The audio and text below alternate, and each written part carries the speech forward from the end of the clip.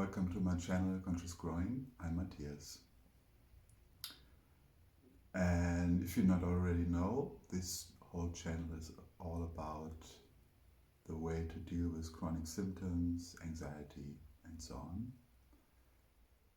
And today I want to talk about the language around our condition. And of course, it's clear for most of us that when we continue to have this negative talk about the situation we're in, about the sensations, and if we are going down these old pathways and rabbit holes of despair and anger and frustration and so on, that it's clear that it keeps this unhealthy cycle going. But it's a more subtle process, and the longer you're into it, the more you understand and identify what a huge role language plays. So first of all, the limbic brain, the amygdala, doesn't understand words. It's like as if it's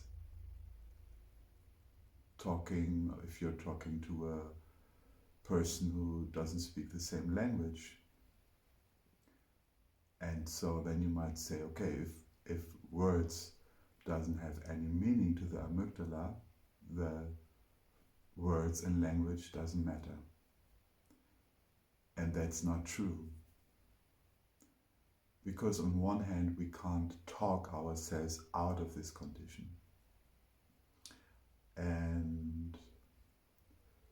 But as I said, it's a more subtle thing, and I will come back to that a little bit later in this video. But here I want to start with the surface a little bit. So I'm gonna start with labels, for example. So let's say if you give yourself labels like I'm a long COVID sufferer, I have a panic disorder, I suffer from anxiety. All these kind of labels are meaningless at some point. But usually these labels are charged with some kind of energies. And of course, when you are suffering and you have these labels, then of course all your emotions and your words are charged by emotions. And that's the point where we could have some interest. Because when I just think a blank thought of I feel despair, if I say this word, I feel despair right now, nothing happens to me. It's just empty words in a kind of way. But if the word despair is related to a sense in my body, like tension, like adrenaline, like racing thoughts and so on, then it has a meaning, and then the autonomic nervous system is linked to these words. And what happens if we are longer in this state, and for some of us it means like months and years in this kind of state, there are neural pathways and links between our thinking and our emotions. So let's say you wake up and you have this feeling, oh my God, this is the same unpleasant sensations I have for so long right now, and how will I ever get rid of it? And then through these thoughts we create certain emotions. So these words are not neutral anymore. And then easily we produce more frustration and thoughts about the current situation. And it all lives by a lot of memory we build up. And this has a reaction in our autonomic nervous system. And one thing we can start to do is to, first of all, recognize these pathways and these tendencies,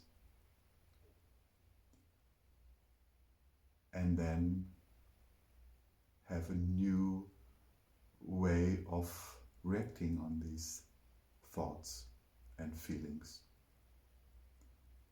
And as you know, I worked a lot on allowance. So if we allow these words to be there, and if we don't add extra fuel, and this extra fuel is these emotions, and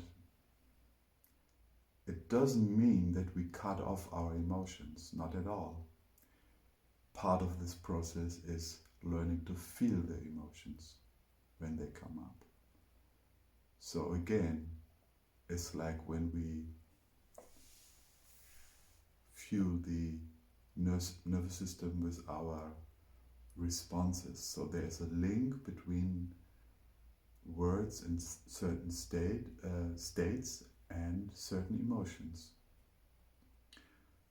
But if we are able to be less involved, and if we show our nervous system that we can have these thoughts, but we don't fuel them with more thoughts and more rumination, more thinking, and more trying to solve it, and all these efforts, then it's just a blank thought, and there's less reaction.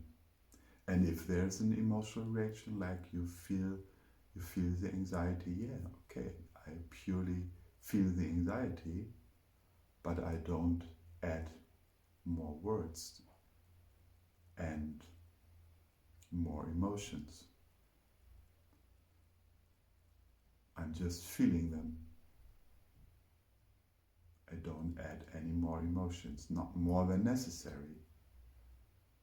And what I experienced is the more I was able to do this, to separate my words and the emotion, then I can just feel the emotion. And yes, it's still highly unpleasant at times. And it takes a while to rewire the brain to show that I'm able to feel this, but I don't add more to it. So this is very, very important. And then we have less work to do. Still highly unpleasant at times.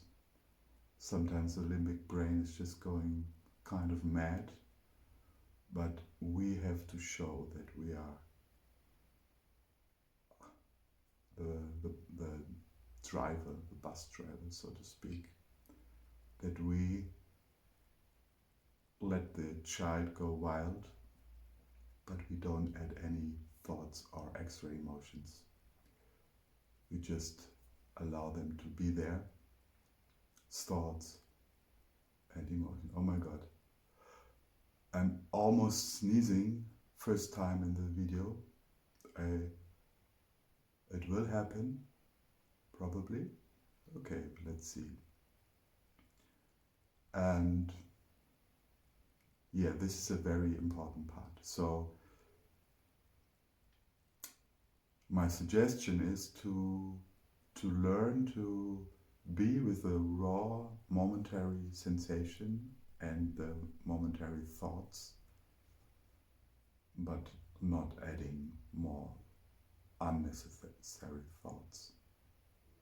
In other words, not making a story out of it. And coming back to the beginning, one of the hygiene for ourselves we can develop is really to take care for our words, because as I said, usually over some time in a chronic illness, and even the word chronic illness could be cut off here, and you can just reduce them down to I have sensations. This is so much more neutral. And if you say I just have momentary sensations, then it even takes some of the energy. I have momentary sensations. And you will realize that in the beginning you are stuck in this old pattern. For example, a friend asks you, how are you doing today? How are you doing these days? And you might use these old words. And for example, you're going to talk about your symptoms. You're going to describe your symptoms. Last night I woke up and I felt so sick, and I had even nausea this time, and then I had a terrible headache, and I could hardly stand up, and so on. And with this kind of heavy talk, we just reinforce these old patterns. And then by the heaviness of these words, we gonna stay in this state. It's part of it. And there is a fine line in showing up for yourself, and you don't need to pretend that you are just happy and this is not existing. Of course, you realize it in the background, but again, it's on you, and it's your self-empowerment how you fuel these sensations by words and keeping them stuck by talking about them. And as we know, there are all these unhealthy patterns, even watching too many videos about the topic, showing your system, hey, I'm confirming we have a problem, and this goes in the wrong direction for sure. So what we want to do is we want to slowly shift our attention to other things. And the nature of the brain is when it is involved in something different, it starts to feel safe. That's why there are so many recommendations, like starting to paint. And it's not, you don't need to be a great painter. And it's not about the results at all, but it's just like you're giving your brain another job. So your prefrontal cortex is involved. It decides, okay, we're going to paint right now. And then you take your limbic brain with you, and the limbic brain has a job too. And what might happen is that the limbic brain is screaming because it was in this alarm for so long already, in this fight or flight or even freeze state.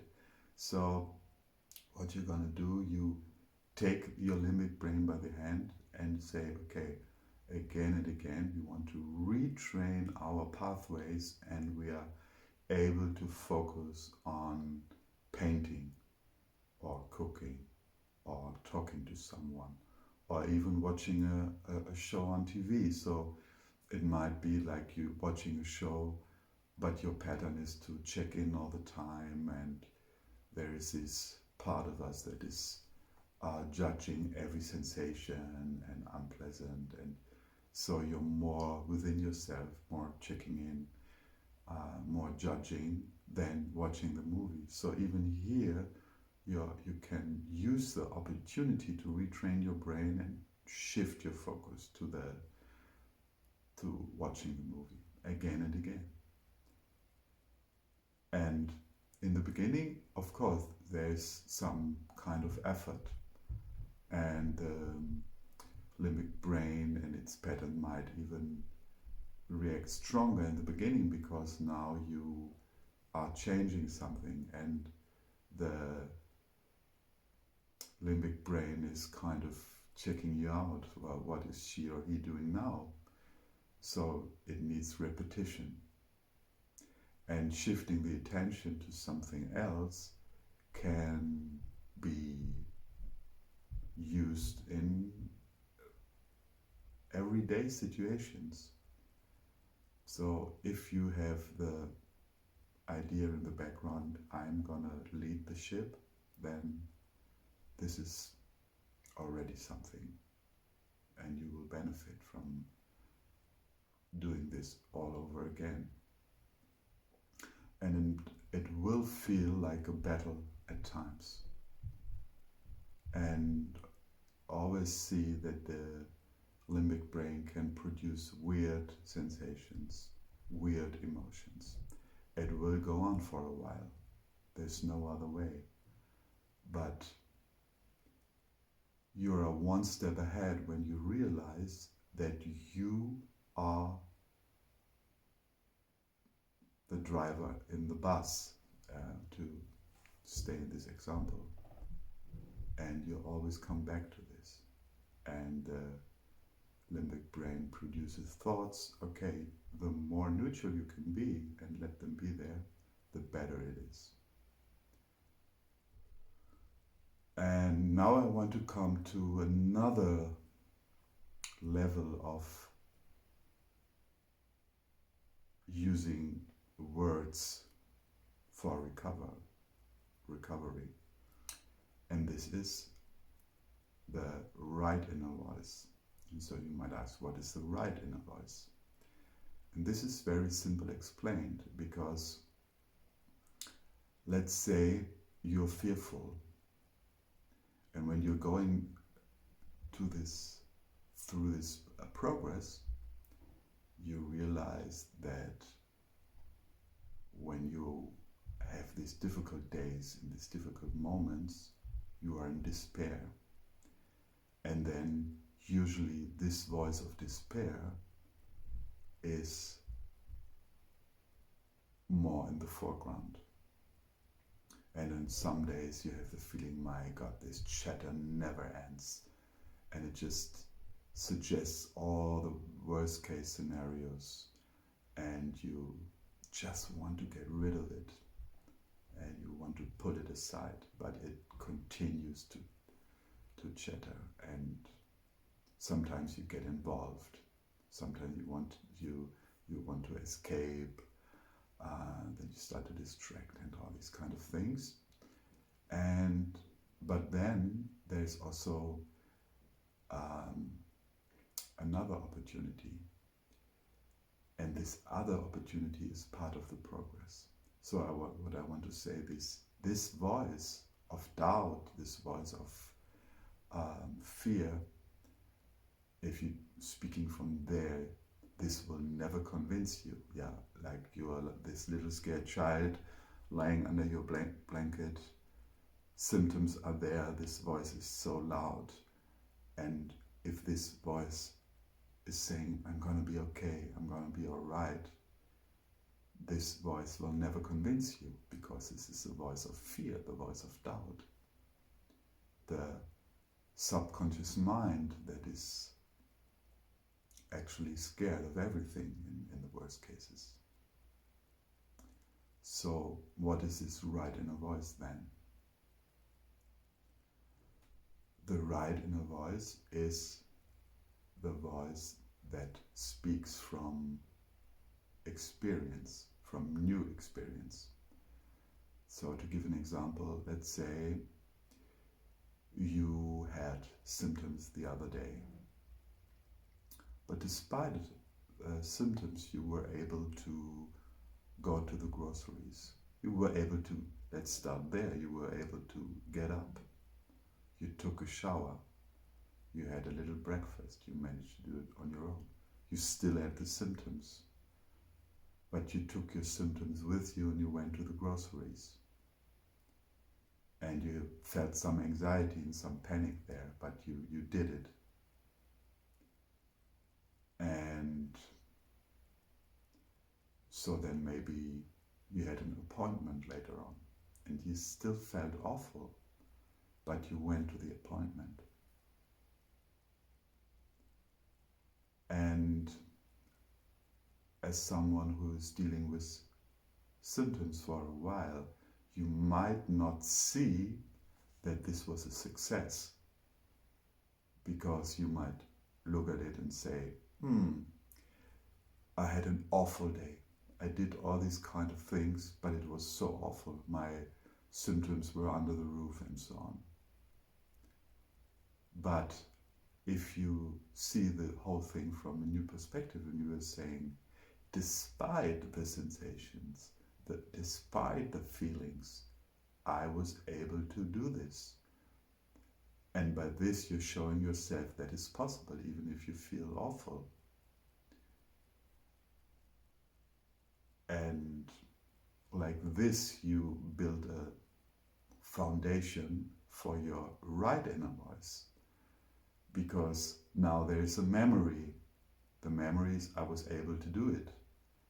So I can do it again, even if I feel awful. And in best case, you have a new attempt the next day. And you bring yourself in a new situation maybe. Maybe something you avoided for a long time. And it can feel awful again, but you still were able to manage it. And your worst case scenarios never happened because you were able to do it. And then the more you practice this, then you have moments where you're just easy, because your nervous system and limbic brain slowly starts to trust you again, because it sees you're able to do these things. And by this, you're building up a new voice inside yourself, because you can build up more resilience and more trust. And then you can even reflect, and you can lie in bed at night and you can reflect your day, close your eyes and say, oh my goodness, I was able to do all these things. And I couldn't imagine in the morning that I was able to do it. And this builds up your right inner voice. And it might be weak in the beginning, because when symptoms come back and when you have one of these harder days again, then you might not feel it and you might not be connected to this right inner voice content. Therefore, it's so important to develop it and see in another moment that you can do it again and you can do it again. And then slowly your attention is shifting to something that you achieved already, rather than these crappy days you went through and all these emotions which are connected to these experiences. And this is so helpful. And in best case, you even write it down. You can have a kind of diary. Every day you reflect on, okay, you can make a list, and you're on the left hand side you can write down the states you have been in, like you had adrenaline rushes, or you had crazy thoughts, or intense physical symptoms, strong emotions. And on the left hand side you can write this down in small writing, and on the right hand side in large writing you write down what you were able to do. And here, don't underestimate these small successes, these small wins. And on some of the days when you have really lots of fatigue and pains and so on, it might be just that you were able to get up. It might be just little things like you were able to have a few minutes walk around the block and so on. But this way, like this, you're cultivating your right inner voice again and again. And the more constant you use this tool, and then of course you can take your book and you can have a look and, oh look, last week, 2 weeks ago, 1 month ago, I had these kind of feelings and it felt like this, but I was able to do it. So you bring it back to your memory, and this is something that the nervous system registers. So you cultivate a new inner approach, and then your words get some new meaning, and you are heading in a more healthy direction with your own thoughts. So to summarize this a little bit is, first of all, identify your labels, identify your language, also identify how is your language, your words related to emotions, and these connections are habitual. And if you leave certain words aside, or certain phrases around your states, then you just don't give energy to them. And if you don't give energy, it will slowly fade out. You just have to be consequent in this, to learn, to practice, to be consequent in this. And I don't mean rigid, not like you're holding yourself, no, don't do this. Just like find some ease in yourself, and from there you just decide, no, thank you. I went this path for so many times in these last weeks and months and years even. I'm going to break this cycle. I'm going to break this pattern. And then the second part of this summary is you decide to build up your right inner voice, and you decide to build up new healthy patterns in your language. And these new patterns are built up by experiences, new experiences. I was able to do this. I'm going to write it down. I'm going to put it in my memory. And you really can see it as an account.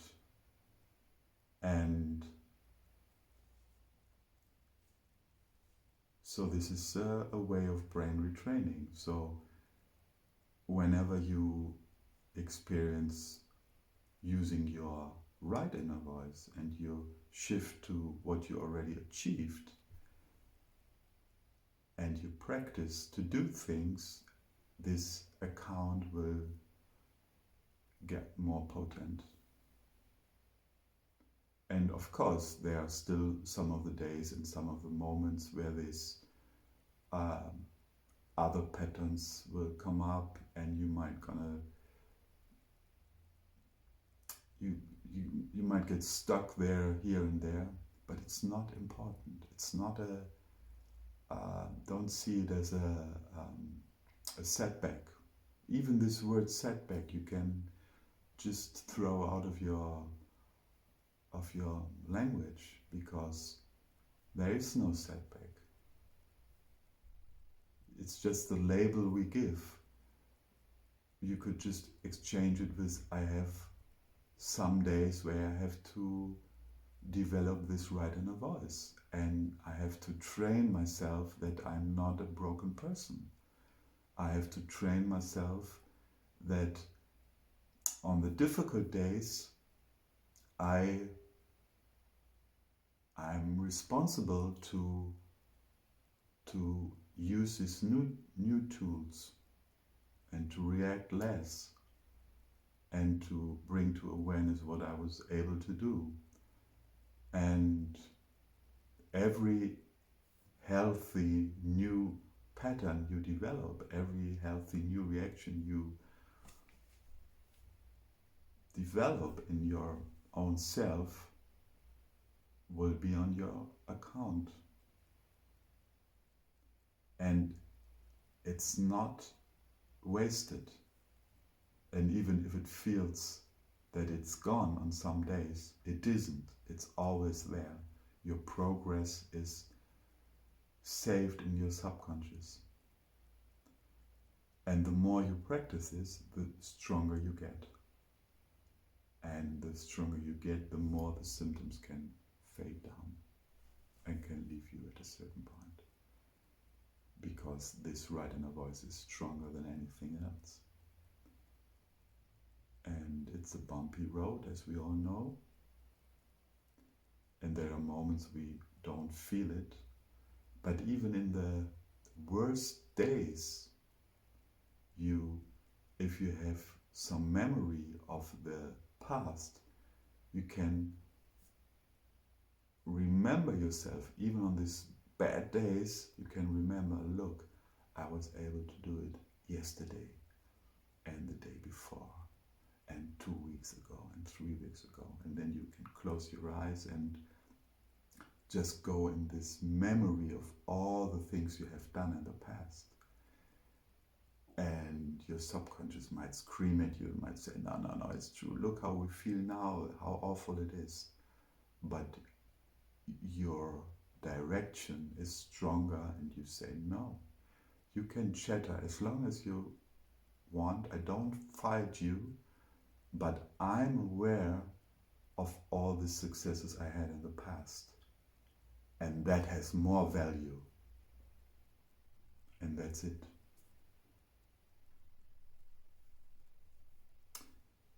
Very important. And the more I speak about it, I realize how important it is. And I hope it has some value to hear this and to understand how powerful you are. Because you decided. We are not the victims we sometimes feel we are. Not at all. And yes, we can't influence our first fears and first sensations, and we can't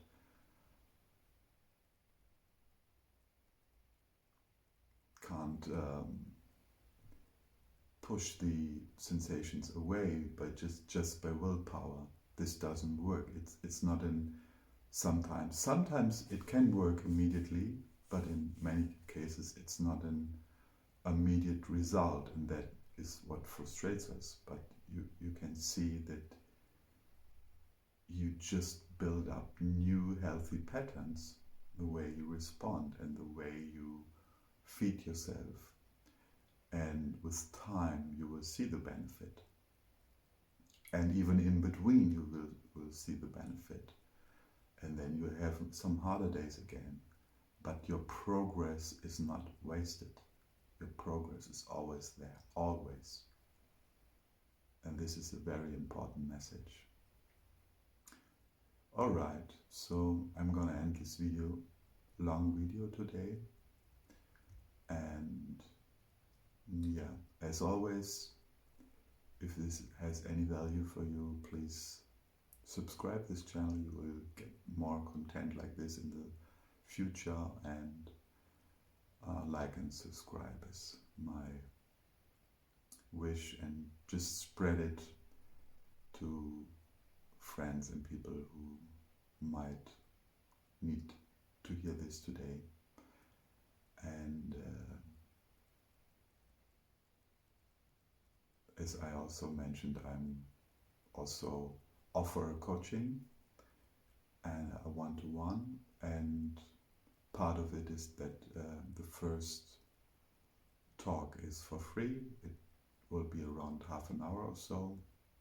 I don't look at the time. And then after this talk we might see clearer if we are a good match, and I can show you some ways how to work on yourself, and gonna take you by the hand a little bit as good as I can. And if you're interested in this, you can check my webpage in the link, and there's a formula, and you can just write me a message anytime. And for all the others of you, keep going. You're stronger than your sensations.